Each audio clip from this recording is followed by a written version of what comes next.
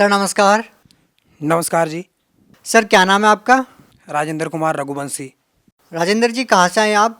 मैं जी गांव पनाथरी उर्फ डिमकंड से, जिला सोलन, तहसील कसौली से आया हूं जी। सर संत रामपाल जी महाराज जी से नाम दीक्षा लेने से पहले आप क्या भक्ति साधना करते थे? जितनी भी हिंदू धर्मों में जो भी भक्ति साधना है वो मैं सब करता था। और जैसे बलि देना और भी बहुत सारी, जैसे भी कोई मतलब किसी पशु की बलि देना और जो भी अन्य पूजा थी वो हम सब लोग करते थे, लेकिन उनसे मुझे कोई लाभ नहीं हुआ जी। सर हिंदू धर्म में प्रचलित सभी प्रकार की पूजाएं आप कर रहे थे और आपने जो भी साधनाएं की, सर इन सब साधनाओं को करने से आपको क्या लाभ मिले? जी, मेरे को 10 साल से मेरे रीढ़ की हड्डी में प्रॉब्लम थी, और जो कि दिन पर दिन बढ़ती गई। और जब मैंने टेस्ट करवाया तो मेरे को बोला कि तेरे को बॉन टीबी हो गया है। और जब बॉन टीबी को जब मैंने दवाई खानी चालू की तो मेरा लीवर भी कमज़ोर हो गया, और उससे मेरे को मतलब उन्होंने, जैसे मैं दवाई खा रहा था तो मेरे को मतलब दवाई खाते खाते मेरी बहुत ज़्यादा कंडीशन ख़राब हो गई, और मेरा वेट भी कम होने लगा। और मैं मतलब इतना हो गया कि मैं बिस्तर पे ही मतलब सब कुछ मेरा उसी में मेरा सब कुछ होता था। और घर वाले भी बहुत परेशान हो गए, और मेरे को सब लोगों ने छोड़ दिया, और जो मेरी नौकरी थी वो भी छूट गई। और मैंने एक गाड़ी ले रखी थी, तो जब मेरी कंडीशन ज़्यादा ख़राब हो गई तो मेरी गाड़ी की किस्तें मैं नहीं दे पाया, तो कंपनी वाले उसको उठा के ले गए। और मैंने शादी कर रखी थी, तो घर वाली ने देखा कि ये तो मर जाएगा, तो वो भी मेरे को छोड़ के चली गई। सर आपने बताया कि आपको बॉन टीबी हो गया था, तो सर आपकी ये जो बीमारी है वो आपने कहाँ कहाँ दिखाई? सर आपने किस किस डॉक्टर को दिखाया? जी, मैंने शुरू में आकाश हॉस्पिटल में चेकअप करवाया, तो एमआरआई के दौरान मेरे को बॉन टीबी दिखाया, तो उसने बोला कि तेरे को 2 साल दवाई खाने पड़ेगी और 2 महीने के अंदर आपको फुल राम हो जाएगा, लेकिन दवाई एक दिन भी नहीं तोड़नी है। तो मैंने वैसे ही किया। तो जब मैं दवाई खा रहा था तो मुझे पीलिया हो गया। तो उन्होंने बोला कि कोई बात नहीं, पीलिया हो गया तो आप कुछ दिन के लिए दवाई रोक दो और आप पीलिया की दवाई चालू कर दो। तो मैंने पीलिया की दवाई खानी चालू कर दी, तो मेरा पीलिया तो ठीक हो गया, लेकिन मेरी रीढ़ की हड्डी में प्रॉब्लम थी वो बढ़ती गई, और मेरे को कोई लाभ नहीं हुआ जी। और फिर उन्होंने उन्होंने कहा कि आप पीजीआई के लिए लिख दिया उन्होंने। फिर पीजीआई में गया तो उन्होंने बोला कि आपका लीवर कमज़ोर है, और आपको उन्होंने डबल डोज दे दिया, आपको कम दवाई का डोज देंगे तो आप बिल्कुल सही हो जाएंगे।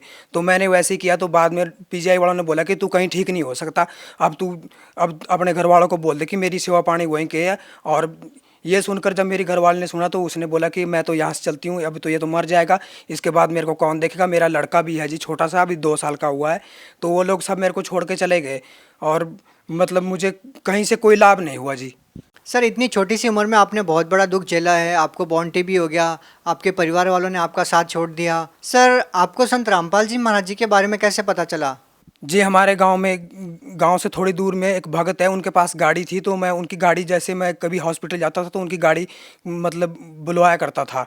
तो उनकी गाड़ी करते करते उन्होंने बात लगाई कि हमारे धरती पे एक ऐसे संत आए हुए हैं, संत रामपाल जी महाराज, तो उनके शरण में जाने से तेरे सारे दुख दूर हो जाएंगे। तो मैंने सोचा कि ये तो बकवास कर रहा है, क्योंकि जब मैंने इतनी देवी देवताओं की पूजा की, इतनी साधना की, तो वो मेरे को कुछ लाभ नहीं हुआ, तो एक संत मेरे को क्या लाभ दे सकता है जी। तो मैंने इस बात का कोई विश्वास नहीं किया।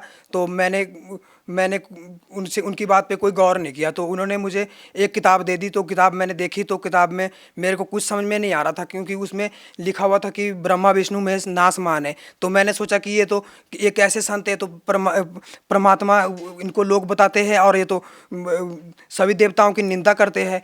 तो मैंने सोचा कि मैं जो जो इन्होंने बोल रखा है मैं गीता से एक बार मिला लूँ, तब मेरे को यकीन हो जाएगा जो जो जो उन्होंने बताया शास्त्रों अनुकूल। तो मैंने देखा कि जो जो उन्होंने श्लोक कब बताया कि जो अर्थों का अनर्थ किया हुआ है, तो वो सब जैसे का तैसे पाया। तो मेरे को कुछ विश्वास बन गया। तो उन्होंने मेरे को बताया कि साधना चैनल पे इसका सत्संग आता, तो आप सत्संग सुनिए। तो जब मैं सत्संग सुन रहा था तो मेरे को कुछ समझ में नहीं आ रहा था, क्योंकि वो किताबें पढ़ पढ़ के बता रहे थे। तो मैंने बोला कि तो किताबों में पढ़ के बता रहे, अपनी तरफ से तो कुछ भी नहीं बता रहे।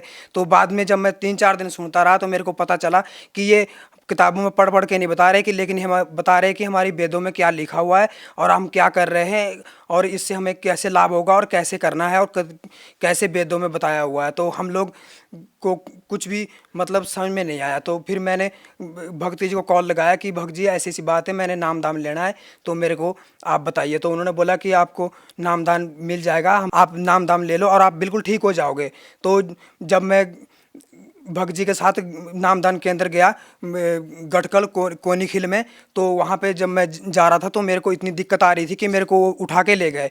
और जब मैं नामदान लिया तो उसी टाइम मैं चल के आया, और उसके बाद दिन प्रतिदिन मैं ठीक होता चला गया। और जैसे जैसे भक्ति साधना बताई थी मैंने वैसे वैसे करनी चालू कर दी, और मुझे दिन प्रतिदिन मैं बिल्कुल सही हो गया। सर आपने संत रामपाल जी महाराज जी से नाम दीक्षा कब ली? जी मैंने संत रामपाल जी महाराज जी से 18/8/2018 को नामदान लिया, और अभी मुझे सतनाम भी नहीं मिला है। और लेकिन सर संत रामपाल जी महाराज जी तो जेल में हैं, उनके ऊपर दहेजों जैसे आरोप लगे हैं, फिर भी आपने नाम दीक्षा ले ली? देखिए जी, वो ऐसा है कि जो जो जगत है वो उनके लिए जेल में है, हमारे लिए वो हर समय साथ में है, और हर वक्त हमारे साथ रहते हैं। और हमें हमें ऐसा नहीं लगता कि वो जेल में है, हमें तो ऐसा लगता है कि वो हमारे साथ में है। सर आप ये बात कैसे कह सकते हैं कि संत रामपाल जी महाराज आपके साथ हैं? सर आपको क्या लाभ मिले संत रामपाल जी महाराज जी से नाम दीक्षा प्राप्त करके? उनसे मेरे को ये लाभ मिला कि मुझे मेरी ज़िंदगी बिल्कुल ख़त्म हो गई थी, और जब मेरी ज़िंदगी ख़त्म हो गई थी, जब मुझे सब ने छोड़ दिया, तो परमात्मा ने मुझे अपनी शरण में लिया, और आज मैं आपके सामने खड़ा हूँ, अब बिल्कुल सही हूँ, और मुझे कोई दिक्कत नहीं है। आज मुझे कोई दिक्कत नहीं है, मुझे कोई टेंशन नहीं है, कोई कुछ नहीं है। मैं सर आपको जो बॉर्न टीबी की बीमारी थी वो सर आपने कहाँ कहाँ दिखाई और इसका इलाज आपने कितने समय तक करवाया? जी मैंने उसकी दवाई 10 साल खाई और मुझे कोई लाभ नहीं हुआ है। बाद में जब मेरे को सब लोग देखते थे कि ये तो जवान है और ये तो दवाई खाता, तो मैं छिप छिप के दवाई खाता था घर वालों से भी, और मैंने पानी के साथ भी दवाई नहीं खाता था। मैं ऐसे ही टैबलेट उठाई और मुंह में डाल लेता था, चुपके से खा लेता था। तो मुझे दिन प्रतिदिन मतलब मेरा कंडीशन इतनी ख़राब होती गई कि मैं मतलब बिल्कुल बिल्कुल मैं नाजुक हो गया, और सब लोग बोलते थे कि तेरे को हो क्या गया है, देखें कि तू ठीक है और तुझे कोई बीमारी भी नहीं है, तो फिर ऐसा क्या हो गया है। तो मैं किसी को नहीं बताता था अपनी बीमारी के बारे में, क्योंकि मैं सोचता था कि मेरी बेइज्जती हो जाएगी और लोग मेरे से निंदा करने लगेंगे, कि सोचेंगे कि ये तो बीमार है, इसके साथ क्या रहना है। और मैं नशे भी बहुत करता था और मांस खाता था, और मैं खुद बकरे काट देता था जी। मेरे को लोग जैसे जब बलि देते थे तो मुझे लोग बुलाते थे कि भाई हमारे घर में बकरा काटना है, तो हम बकरे के बदले जैसे बकरा काट दिया तो हम लोग उसका सिर और टांगे ले लेते थे, वो काटने वाले की बनती है। और मैं खुद मुर्गे बकरी सब काट देता था जी। गांव में भी सब मेरे को बुलाते थे कि हमारा बकरा बीमार है या कुछ भी, तो मैं काट देता था। मुझे इस बात का कोई भय नहीं था कि मैं पाप कर रहा हूँ, मैं तो ये सोचता था कि मैं भला कर रहा हूँ। लेकिन लोग कहते हैं कि बकरा देने से वो स्वर्ग में जाता है, लेकिन ऐसा कुछ नहीं है। उनकी बलि देने से उनको हमारे को पाप लगता है, और हमें ये सब नहीं करना चाहिए। हमें पशु बलि और कोई भी बलि कुछ भी नहीं देना चाहिए हमें। सर जैसे कि आपने बताया कि पहले आप नशा भी करते थे, आप बकरे भी काटते थे, तो सर आप जो पहले जो गलत कार्य करते थे, क्या संत रामपाल जी महाराज जी से नाम दीक्षा लेने के बाद सब कुछ छोड़ दिया आपने? उसी दिन छोड़ दिए जी। मैंने ना कोई उसके बाद ना कोई दवाई खाई, और ना कभी मेरे मन में ये आता कि मैंने कभी ये काम किया होगा। मुझे ये लगता है कि मैंने ये सब नहीं किया है, और आज मुझे मीट देख के और वो भी देख के मुझे बहुत घिन आती है, और मैं ये सब जो भी ये जो लोग काम करते हैं मैं वहाँ तक देखता भी नहीं हूँ, और मुझे इन लोगों से कोई मतलब नहीं है। लेकिन हम लोग का यही कहना है कि जगत लोगों को कि हम लोग जो साधना कर रहे हैं आप भी इसी साधना को करिए। धरती पे संत रामपाल जी महाराज आए हुए हैं, और आप भी उनसे नाम दीक्षा लेके अपना कल्याण करवाए। सर जैसे कि आपने संत रामपाल जी महाराज जी का सत्संग सुना, आपको ज्ञान हुआ कि नशा करना, बकरे आदि काटना ये बहुत गलत है, तो सर जो लोग आज भी ये पाप कृत्य करते हैं उन लोगों को आप क्या कहना चाहेंगे? जी मैं संदेश तो कुछ नहीं दे सकता, क्योंकि मैं इस लायक नहीं हूँ। संदेश तो हमारे संत रामपाल जी महाराज देते हैं। हम तो इनको यही कहना चाहते हैं कि आप ये सब मत कीजिए। जैसी जैसी आत्मा हमारी है वैसी पशु पक्षी की भी है, और उन्हें भी जीने का पूरा अधिकार है। तो हमें ये सब नहीं करना चाहिए, क्योंकि सब परमात्मा का जीव है। तो हम एक तरफ अपनी अपनी ज़िंदगी की दुआई मांगते हैं, और दूसरी तरफ उनकी किसी की उनके बच्चे की हत्या करते हैं, तो हमें कोई लाभ नहीं होगा वैसा करने से। तो हमें आन उपासना नहीं करनी चाहिए, हमें ये सब नहीं करना चाहिए। तो सर आपकी तरह जो पीड़ित लोग हैं वो भी चाहते हैं कि संत रामपाल जी महाराज जी से नाम दीक्षा लें, तो सर वो लोग नाम दीक्षा कैसे ले पाएंगे? संत रामपाल जी महाराज जी तो जेल में हैं। सर जैसे कि किसी से किताब या किसी के भक्त के माध्यम से आप जुड़ सकते हैं।